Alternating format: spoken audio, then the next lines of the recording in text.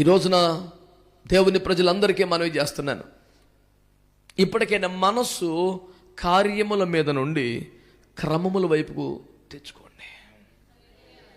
బాప్తిస్మ యోహాను జీవితంలో వేవేలకు బాప్తిస్మలు ఇచ్చాడు, కానీ ఒక్క స్వస్థత లేదు, ఒక్క అద్భుతం లేదు, ఒక్క దయ్యం వెలగొడటం లేదు, ఒక్క ప్రవచనం చెప్పడం లేదు.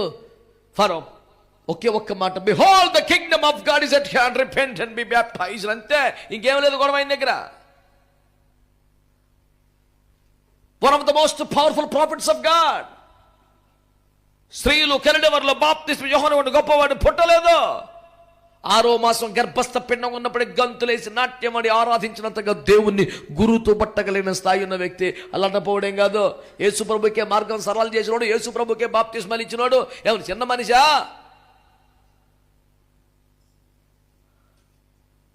స్వస్థతలు, అద్భుతాలు, విడుదలలు కొనమానంగా పెట్టుకుంటే ఎవరు నిలబడతారు? ఏమిటా సేవ?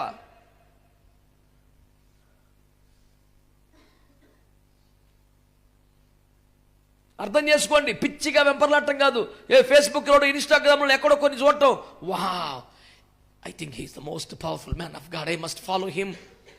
నీకు సువార్త చెప్పినోడు పోయాడేటో, నిన్ను బాప్తిస్మ ఇచ్చాడు పోయాడేటో, నీకు సత్యం నేర్పాడు పోయాడేటో, వారం వారం పోషించేవాడు పోయాడేటో, ఇటు పదే అడంతా అడెవడో ఏమో.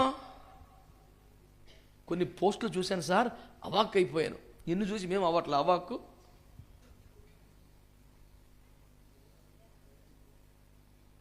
అర్థమవ్వాలి కదా దేని మీద కాన్సన్ట్రేషన్ చేయాలో.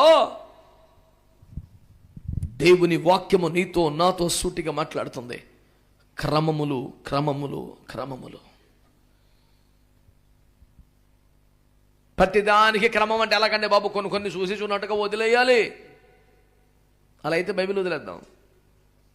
ఎలాగున్నా పర్లేదు, అడ్జస్ట్ చేసుకునే పుస్తకాలు ఏమైనా దొరికితే చూద్దాం. ఈ బైబిల్లో దేవుడు అంటాడు, సమస్తము క్రమముగా మర్యాదగా. సమస్తం, కొన్ని కాదు.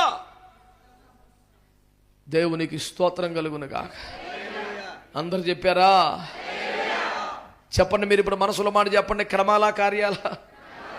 ఇట్లా అనుచున్నగా నేనేమనుచున్నాను? కార్యములు వద్దంటున్నానా? కార్యములకి వ్యతిరేకంగా మాట్లాడుతున్నానా? కార్యములు నిషిద్ధం అంటున్నానా? కార్యములు ఉన్నా లేకపోయినా పర్వాలేదు, కానీ క్రమం లేకపోతే డేంజర్ అంటున్నానంతే. నీ ద్వారా కార్యాలు జరిగితే నాకేమైనా కడుపు భరమా, అసూయ, ఇబ్బందా, ఏమిటి? పడడం కార్యాలు జరుగుతున్నాయి, వాటికి వ్యతిరేకంగా మాట్లాడడం లేదు. అదే ప్రాముఖ్యంగా, అది స్కేల్ కాదు, అది ప్రామాణికంగా.